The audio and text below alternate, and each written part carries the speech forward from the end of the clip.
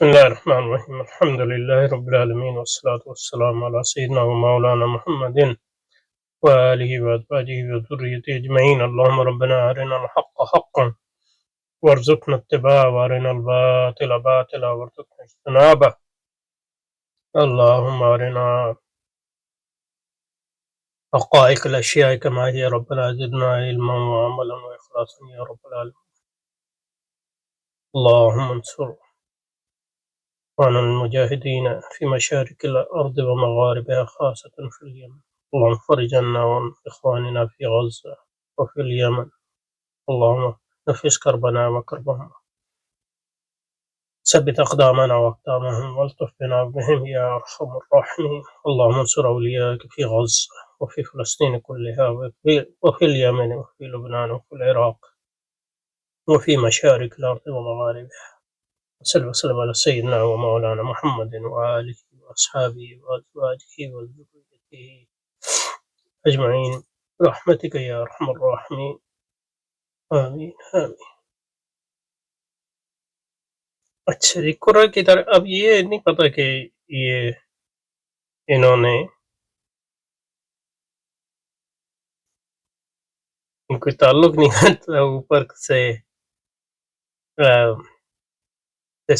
چند اصطلاحات کی بات شروع کر دی ہے. تو دیکھتے ہیں. قرے کی تعریف کر رہے ہیں کہ اب قرے کے معنی جو ہیں، تعریف جب ہوتی ہے تو پہلے لفظی معنی بیان کرتے ہیں اور پھر اصطلاحی، پھر مختلف علوم میں مختلف اصطلاحی معنی بھی ہوتے ہیں. اب یہاں قرے کا معنی انہوں نے دائرہ کیا ہے، اور عربی زبان میں اس کا معنی دائرہ بھی آتا ہے. قرۃ معودیر من شیء، قرۃ کل جسم مستدیر دائرہ، قرہ اجسام مستدیرہ من مطاط وجد. تو اس کے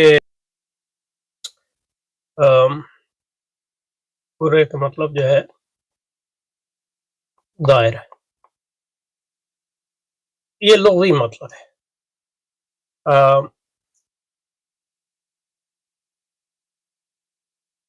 لیکن ہندسے میں یا جیومیٹری میں، کیونکہ جسم مستطیر کی کئی شکلیں ہو سکتی ہیں. ایک تو زمین بھی ہے، قرہ ہے، لیکن زمین دائرہ تو نہیں ہے. اس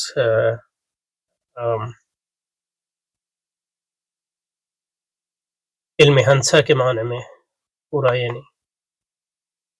تو دائرے جو ہے وہ کسی بھی گول چیز کو دائرہ کہہ دیں، لیکن یہ کہ ہندسے یا جیومیٹری کی زبان میں دائرے کا ایک خاص معنی ہے جو ابھی حضرت بیان کریں گے. تو حضرت نے یہاں جو تعریف کی ہے قرے کی، وہ اصل میں دائرے کی تعریف ہے، اور عربی میں دائرہ بھی استعمال ہوتا ہے، کیونکہ ہر قرہ جو ہے وہ دائرہ نہیں ہوتا.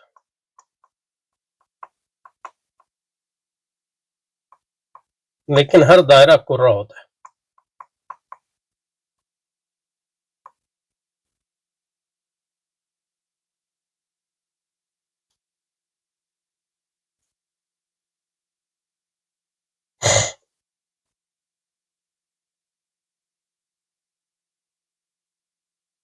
تو دائرے کی جو قرے سے نسبت ہے، وہ قرے کی دائرے سے جو نسبت ہے وہ عموم خصوص مطلق کی ہے. لیکن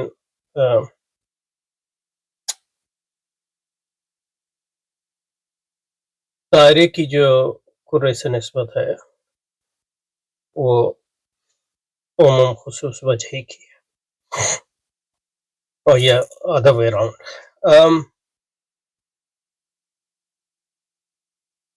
ہر قرہ جو ہے دائرہ ہوتا ہے، لیکن ہر دائرہ جو ہے قرہ نہیں ہوتا. اصطلاحی طور، لغوی طور پہ تو ہو سکتا ہے، کیونکہ ہر گول چیز کو قرہ کہتے ہیں، تو دائرہ بھی گول چیز ہے. لیکن جو قرے کی یہاں انہوں نے تعریف کی ہے، وہ علم ہنسا کے مطابق کی ہے، لیکن وہ یہ ہے کہ کرے کی تعریف نہیں ہے، دائرے کی تعریف ہے. یعنی زمین کروی ہے لیکن زمین کوئی دائرہ نہیں ہے. لیکن جو دائرہ ہے اس کی تعریف حضرت فرمانے جو کہ ہر وہ گولچی جس کے بالکل بیچ میں ہے. تو یہ صحیح تعریف ہے دائرے کی، یہ دائرے کی صحیح تعریف ہے، کرے کی نہیں.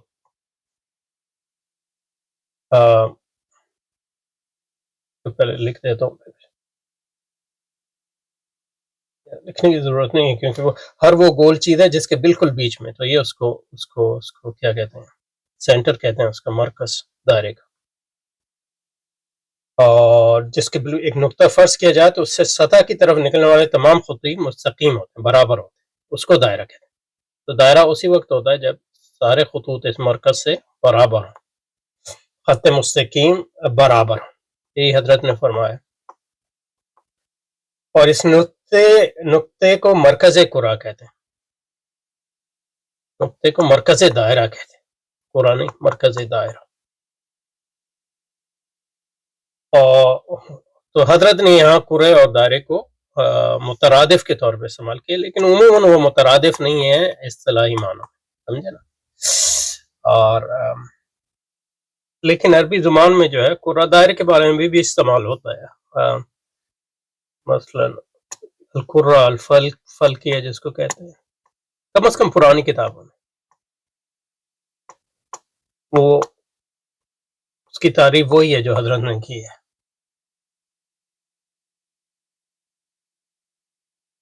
اب یہ جو جس القرۃ الفلکیہ، یہ تعریف جو ہے عربی زبان میں فی الہندسہ جسم. اب یہ جو ہے انہوں نے جسم کہا ہے، لیکن یہ کہ جسم جیومیٹری میں اس کی تعریف جسم کی حیثیت سے نہیں کی جاتی. اور حضرت نے جو حرف لفظ استعمال کیا وہ چیز، وہ زیادہ بہتر ہے کہ وہ عام ہے، کیونکہ جو ہنسے میں جو اشکال جو ہیں جن کی تعریف کی جاتی ہے مثلا قاعدہ میں، وہ مجرد اشکال ہے، ان کا خارج میں کوئی وجود نہیں ہے، کم از کم کوئی مادی وجود ان معنوں میں نہیں ہے، الا یہ کہ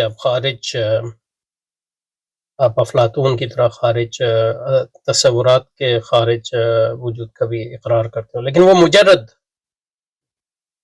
تو ان معنوں میں اس کو جسم نہیں کہنا چاہیے، چیز جو ہے زیادہ عام لفظ. تو لیکن دوسری جو یہ آگے جو کیا انہوں نے وہ بالکل وہی ہے جو حضرت کی تعریف ہے کہ جسم یحیط بھی سطح واحد، ایک سطح، یعنی سطح کس کو کہتے ہیں، پلین، یا پلین جو ہمارے اردو میں سطح، وہی سطح.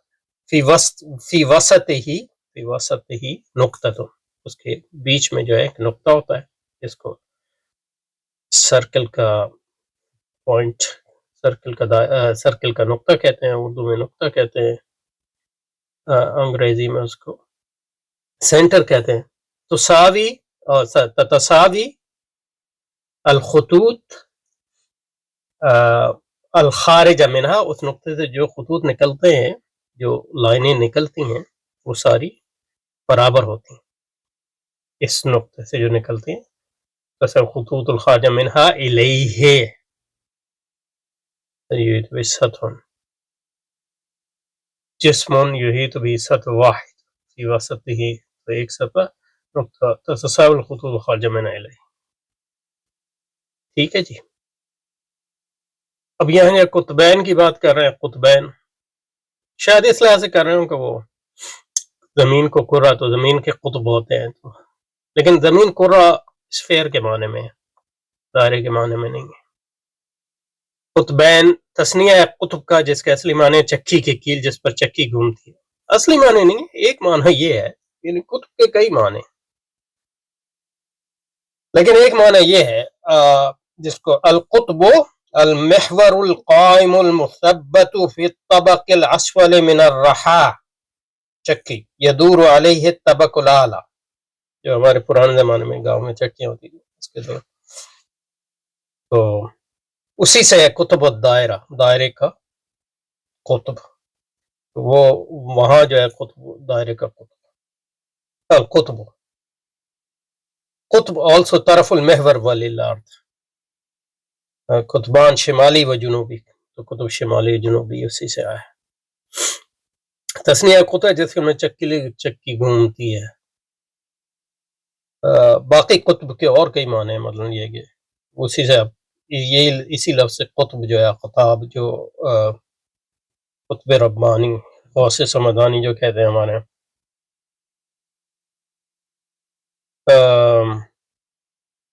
القطب من القوم سیدہم، القطب من الشیء قوامہ و مدارہ، تو قطب کے یہ سارے معنی ہیں۔ اور تصوف کے اسلامی قطب اس لیے اس کو یا تو سید کے طور پہ کہتے ہوں گے یا ان معنوں میں کہتے ہوں گے کہ اس پر پورے تصوف کے سلسلے کا مدار ہے۔ بہرحال یہ اصطلاحیں ہیں، لیکن قطب کا ایک معنی ہے وہ یعنی محور جس کے ایک چیز گھومتی ہے، المحور القائم المثبت، کیل، یعنی وہ محور کچھ بھی ہو سکتا ہے۔ اور اصطلاح میں کرے کے بالکل بیچ میں فرض کیے جانے والے نقطے کے سیدھ میں دونوں جانب سطح کروں جو نقطے فرض کیے جاتے ہیں وہ قطبان کہلاتے ہیں۔ تو یہاں کرے سے مراد اسفیر ہونا چاہیے۔ اب یہ فرق ہے پرانی ان کی فلکیات اور موجودہ فلکیات میں، جو زمین کو گول تو مطلب کرہ سمجھتی ہے، سرکل نہیں سمجھتی۔ یہاں جو کرے کا مطلب ہے، یہاں جو کرے کا مطلب ہے، کرے کا مطلب ہے اس کو اسفیر لینا چاہیے، یعنی جو اصل اسفیر یعنی پوری طور پہ دائرہ نہیں ہے۔ قطب شمالی، قطب جنوب یہ فرضی نقطے ہیں، اور جغرافی کی اصطلاح میں زمین کے یہ زمین کے محور کے دو کنارے قطبین کہلاتے ہیں، ایک قطب شمالی، ان کے مقابلے آسمان میں جو تارے واقع ہیں ان کو بھی قطبین کہتے ہیں پرانی فلکیات میں کہتے ہیں۔ منطقہ، قطبین کے بیچ جو بیچ فرض کیا جانے والا وہ خط ہے جس سے کرے دو برابر حصوں میں تقسیم ہو جاتے ہیں، اس کو دائرے میں اس کو سیمی سرکل کہتے ہیں، نہیں سیمی سرکل ڈائیمیٹر کہتے ہیں، سوری،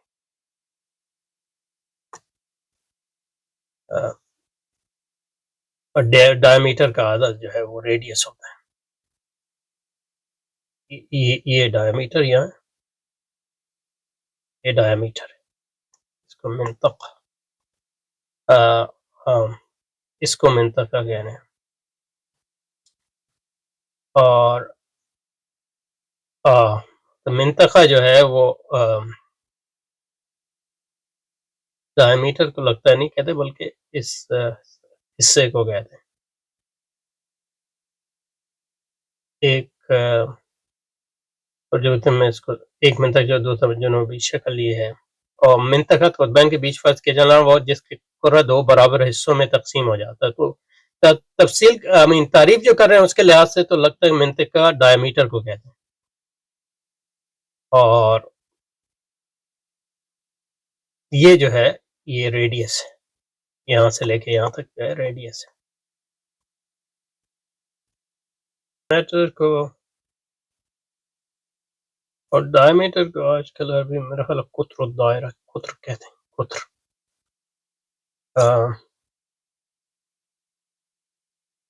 اور اس کو جو ہے سینٹر،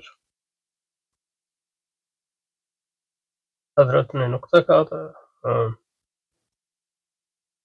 مرکز دائرہ بھی کہتے ہیں۔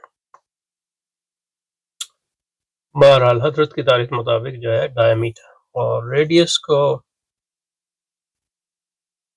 جو ہے وہ جس کو حضرت کرے منطقہ، اس کا منطقہ، اس کا یعنی ڈائیمیٹر کا جو نصف ہے اس کو ریڈیس کہتے ہیں، اور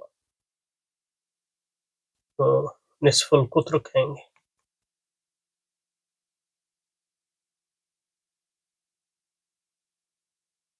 بہرحال یہ اصطلاح ہیں لا مشاہد فی الاصطلاح. تو یہاں رکتے ہیں انشاءاللہ، آگے حضرت جو ہے وجود اس موقع بیان کر رہے ہیں.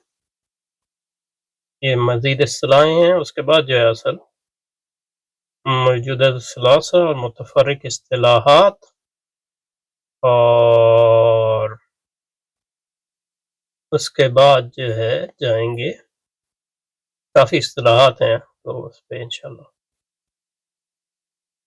اصطلاحات کو سمجھنا اہم ہوتا ہے. یعنی علم کوئی بھی پڑھیں تو اس میں اصطلاح، اس کے بعد جو ہے پھر طبیعت کا آغاز ہوگا، طبیعت کا پہلا. اچھا یار، سبحانک اللہم و بحمدک، نشہد ان لا الہ الا انت، نستغفرک ونتوب الیک. اللهم انصر أولياءك في غزة، اللهم انصرهم على عدوك وعدوهم، اللهم انصر أولياءك في اليمن، اللهم انصرهم على عدوك وعدوهم، اللهم انصر من نصر أهل غزة، اللهم اخذل من خذل أهل غزة، اللهم عاد من عاد أهل غزة، اللهم عاد من عاد أهل غزة، اللهم جب من جب أهل غزة، اللهم عطش من عطش أهل غزة، اللهم حرك من حرك أهل غزة، اللهم انصر من نصر المسلمين واخذل من خذل المسلمين، اللهم اقتل وانتقم من الذين يقاتلون أولياءك في غزة وفي فلسطين كلها وفي اليمن وفي لبنان وفي العراق وفي مشارق الأرض ومغاربها، اللهم اقتل وانتقم من الذين يقتلون الأبرياء والمستضعفين والنساء والأطفال والشيوخ والمشايخ في غزة وفي مشارق الأرض ومغاربها، اللهم شتت شملهم ودك جمعهم، خرب بيوتهم وبنيانهم ودمر ديارهم ودلدل أقدامهم وبنيانهم، وانزل بهم بأسك الذي لا ترده عن القوم المجرمين، اللهم لا ترفع لهم راية ولا تحقق لهم غاية، واجعلهم للعالمين عبرة وآية يا رب العالمين يا أكرم الأكرمين يا أرحم الراحمين. وصل وسلم على سيدنا ومولانا وحبيبنا وشفينا وطبيب قلوبنا محمد وآله وأصحابه وأزواجه وذريته أجمعين برحمتك يا أرحم الراحمين.